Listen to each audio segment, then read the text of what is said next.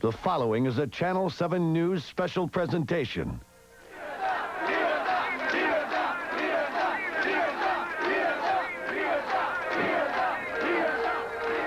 Thousands of people have rallied for his freedom.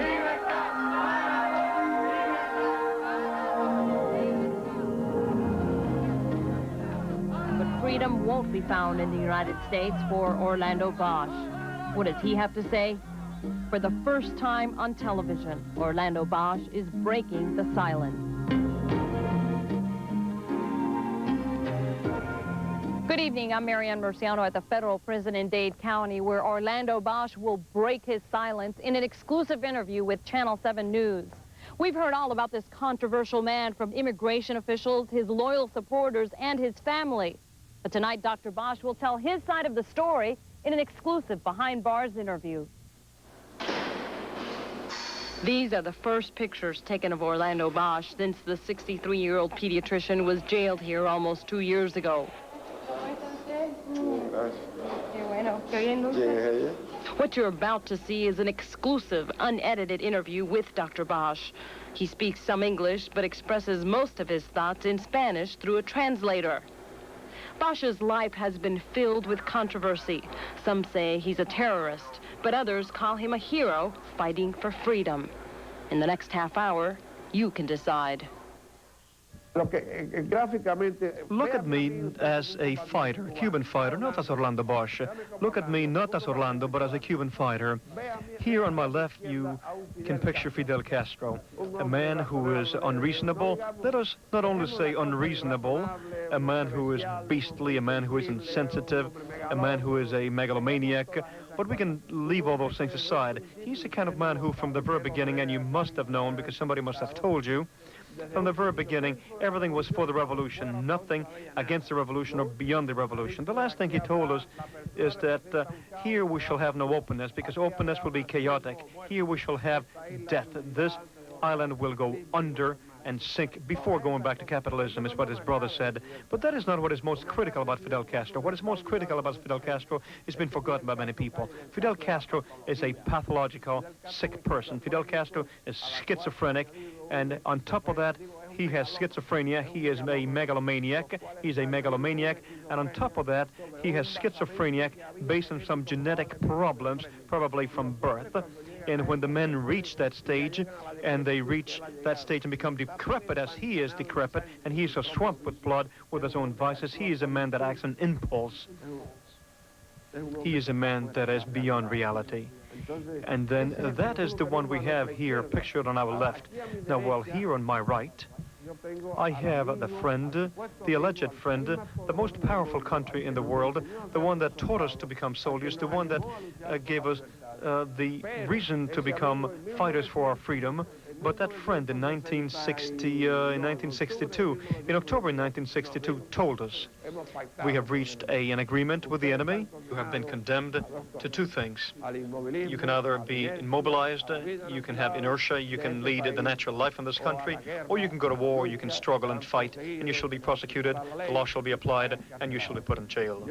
I believe that my duty, in order to honor my motherland, especially in order to be able to sleep quietly with my conscience, was to choose the latter, and I paid very dearly for it.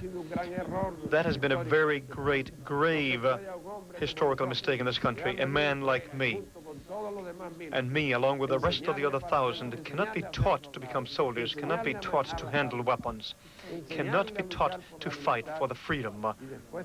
And after these sorrowful things happen, and history will tell, such as this pact, to force me, as I was forced, to just wander around the world, crossing borders, running all types of dangers in order to struggle desperately with the only weapons that we were able to obtain, and then later on accuse us of being terrorists in order to justify everything that was being done. Look, we, because of all of these things, we carry a great scar. The complying with our duty, but that scar does not affect the reasons or those reasons that motivated this. In order to wrap up, I would like to I would like to, in order to wrap up, I would like to say that those that want to apply the moral law of conscience to us are very mistaken. That is a brutal law. That law is a law that can be changed. The one that helps us, the Cubans, is the moral law of reason. That is a law that cannot be modified or moved about. And lastly, listen clearly. If being loyal to the land where I saw the light for the first time, if struggling for the freedom of the land to which I owe my profession and my becoming a human being, if struggling for the freedom of my country, to free it from the cruelest of all tyrannies, if struggling in order to have democracy reign in my country, and so that no more abuse or prosecution or jailing of men will ever take place there, if struggling in order to have freedom of press in my country, if struggling in order for the men to reign in my country, be elected by the people, if struggling for all of that and many more things that make up democracy and freedom, if all of that requires to be called a terrorist, then please do put me in the list and do sentence me to whatever you want to. A man obsessed with love for his country. But he's paid a high price for that passion, as Brian Cabell shows us.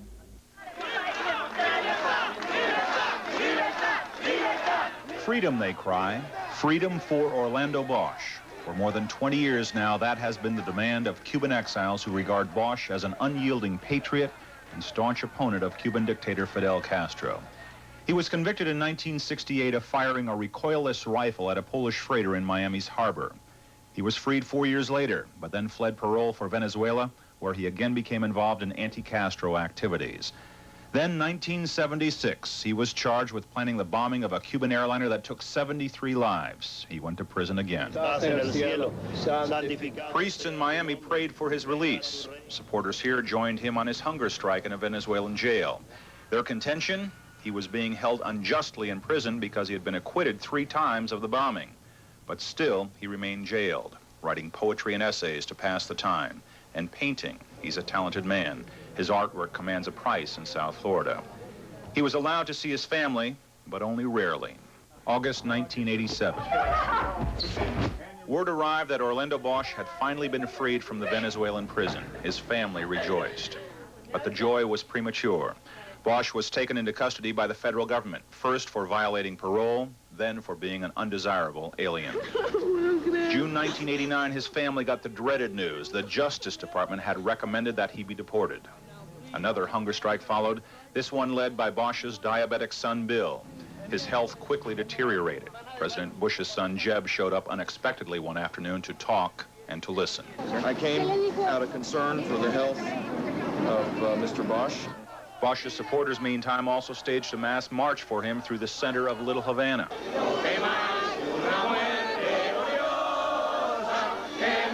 5,000 rallied for him in the rain, hoping to pressure the government into overturning its recommendation. It didn't work. Last month, a federal judge upheld the deportation order. Why does the FBI have such a personal vendetta against my father? He's a decent man. He's a human being. His rights have been violated for 11 years in another country, for 2 years here. But the long struggle to free Orlando Bosch from prison was finally ending. He'd be a free man, but in another country.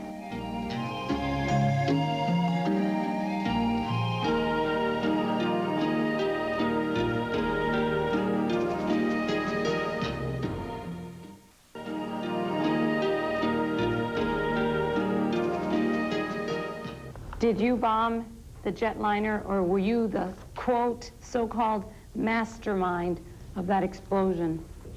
Many Cubans think the way you are asking me, and many Americans. If I participate, if I knew it, if I was a mastermind, others doesn't, especially Cuban, doesn't ask any question. They said was done, was a war, legitimate war action, una acción legítima de guerra. A legitimate action at time of war. Los enemigos critican. The enemies criticize and distort. Others believe that it was a crime. Others believe that it was the blowing up of an aerial fortress. All of those questions, I could answer to you. Look, I was absolved 4 times. And you don't have to ask me anything else, just ask the courts. I could give you that answer. But no. No. Why? Because a leader should never be afraid. A leader should never dare lie to his people. But he should never he should never be afraid. He should never afraid to tell the truth. And I have learned to tell the truth at all times in this process. Now, well, in order to continue narrating this matter of the Cuban airplane, we must sort of open up a historical parenthesis so that you will know us. People forget history later on, and they extrapolate a fact, and with that fact, then they prosecute a man. Orlando Bosch and the Cuban airplane, Orlando Bosch and the bazooka, and later on I will show you this criminal file that Castro has on me here. This is my picture, and all of the actions against his regime, the ones from the CIA, the one from the other groups, and all of them. No, it was just Orlando Bosch. It's here. It's an obsession. He's obsessed. This has been published in Granma in Havana on October the 19th, 1980, much before the airplane. He is obsessive with this because of many reasons that you all don't care about them. There's no time on TV for them. Now, well, in 1974, 2 years before the blowing up of the Cuban airplane, Castro decreed the Castro Internationalism. You do know what Castro Internationalism is, don't you? That means the expansion, the Castro communist expansion into Africa and Asia. Why? Because before 74, he had been unsuccessful in America, in Venezuela, and Bolivia with Che Guevara. Then what did he do? He started sending troops to Africa. Radio Havana had just issued a report that he always had approximately 400,000 men in circulation there, that he had 75,000 men there at all times. Those troops were taken there, the common and everyday troops were taken there aboard ships. The special troops, the civilians, the intelligence, and all of the other genera of personnel were taken aboard the 2 DC-8 planes that he rented from Canada. Those airplanes did not let their engines cool down. They would go and come, go and come, go and come. Carter was the president of this country at that time. That was in 1976 until 1980, and he knew all of that, and he allowed it. Then, well, when the airplane incident occurs, because I went to Venezuela for other matters, and they're there in the book, I went to Venezuela invited for other matters. And by that time, I practically didn't take part into any actions whatsoever, nor did I give any orientation, because my companions had so requested that from me. My mission was to get the Cubans together, to collect funds, to take messages of hope, and so on and so forth, that a revolutionary leader and political leader will do. And then when the airplane incident occurs, I protested because of 3 fundamental reasons. For 3 fundamental reasons. And then I was told to keep quiet with 3 answers. Very solid and very fundamental answers.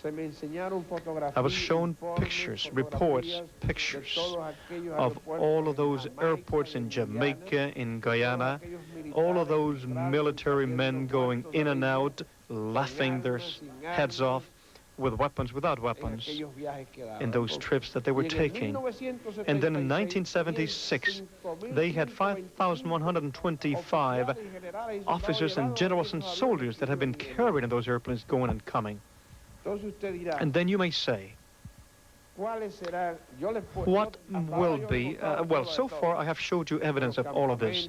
The camps, Mr. Davis, the bombings in Santa Clara, the lies issued by the CIA to make me look like an assassin monster of 3 children, and so on and so forth. And then I will go this far with the Cuban airplane. Why? Why? Because if I tell you now the 3 protests, the 3 reasons for which I protested. And if I tell you everything, just like I told everything that was shown to me, but I can't show you now, neither you nor the television audience that are observing this program, they will start speculating. Each one will speculate in his own manner. He has no evidence. He does have evidence. He did not protest. He did protest. And I am tired of all that now. I want for the whole world, and especially the Cubans, to know the truth about the Cuban airplane. And they shall know it very soon. Because as soon as I have compiled all of those things, and I hope to have them very soon, because that has got to be compiled and so forth, and it's got to be put together while being freed, because logically my freedom here is limited. At that time, the people in Cuba shall know why was the Cuban airplane blown, why was that an action in wartime, why did I protest. They shall see the photographs and they shall see everything that has got to be seen about that matter. But I do believe and I insist that it is a crime. It was something, a wrongdoing, to extract, like the bazooka firing, the airplane, and many other things. I have had many actions against Castro, and I have always said it. I only have to be sorry about one thing in my life, is that I didn't have the strength, the capacity, the intelligence, and the resources to be much more severe with him. Because Martí taught us that wars have got to be hurried in order to be ended soon. I try to hurry this as much as possible, but unfortunately I have not had the time to do so. Were you sorry when you heard that 73 people lost their lives, 73 people died in that? Were you sorry about that? I was very sorry, and that was one of my protests. That was one of my protests. But the answer was convincing. And let's go up there.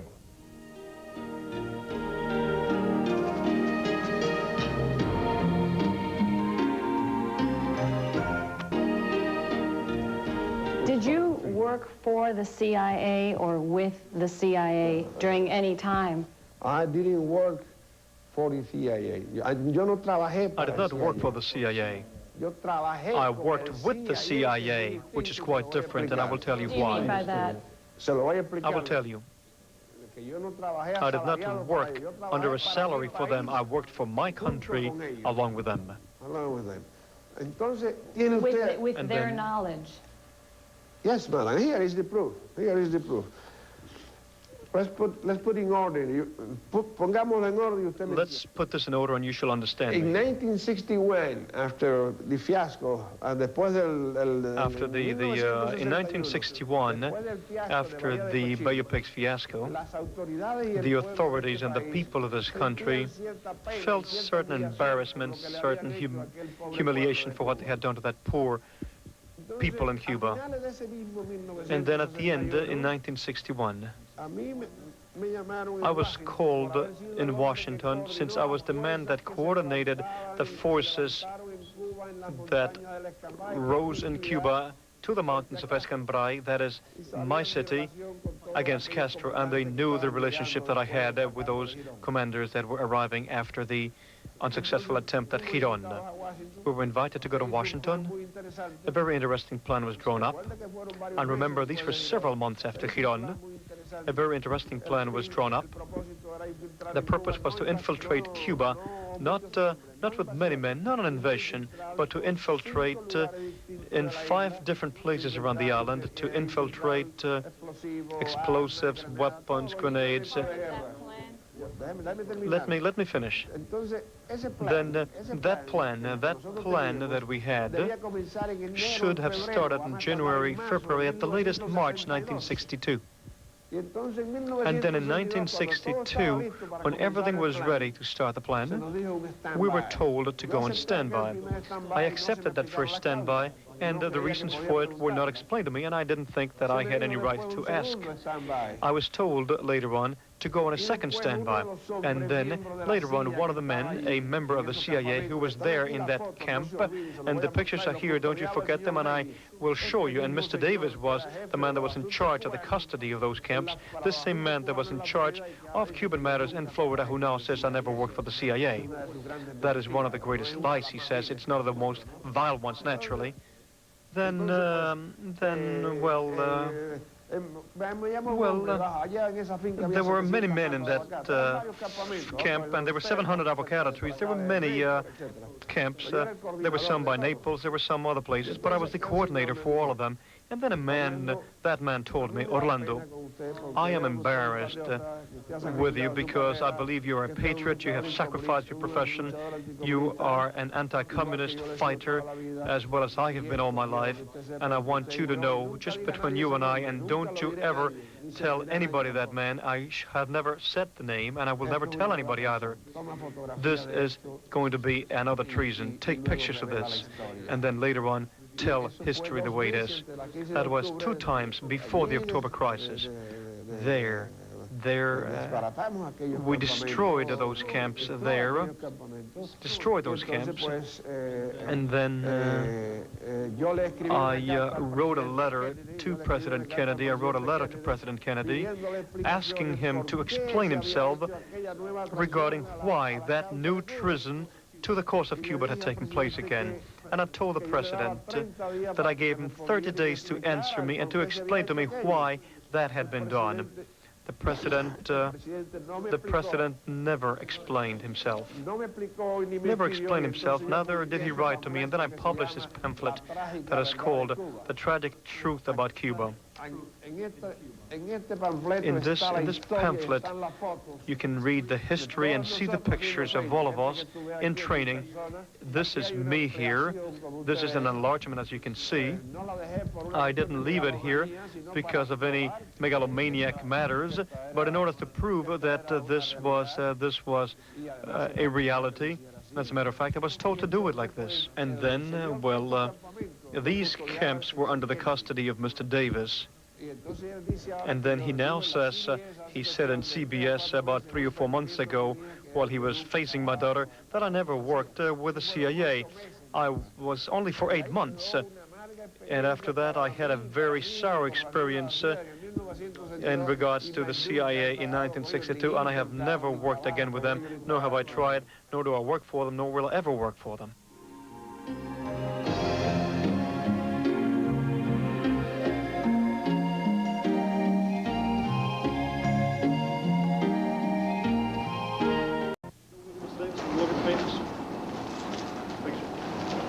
Orlando Bosch now spends his days writing poetry and painting.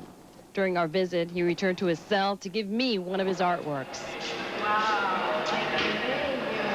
While he paints about life, he knows all too well about the threat of death.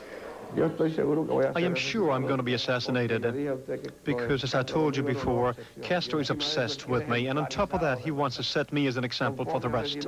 Just as well as he assassinated Ochoa, General Ochoa, in order to set an example with the rest of the Cubans, he wants to assassinate me to set an example with the rest of the exile leaders in exile. That bullet will have the Castro's name on it. Seal? Castro seal? But I will be the target for it, and here I will have USA written. Why? Because they are the ones that sent me there. So this will be a shared responsibility, shared between Washington and Havana. Now well. If I am assassinated. Now well. I learned from Shakespeare that cowards die many times over again. And the men that are not only taste death one time. I have not tasted it once, and when I do taste it, I want to die. So I am not afraid. Orlando Bosch, a poetic and passionate man. Right now, his future is uncertain. It's not known when he will be deported or which country will take him. But when he does leave, he'll take with him his wife, Adriana, and his daughter, Karen. But he will leave behind 3 daughters, 2 sons, and thousands of supporters here in South Florida. I'm Marianne Murciano. Thanks for watching. Good night.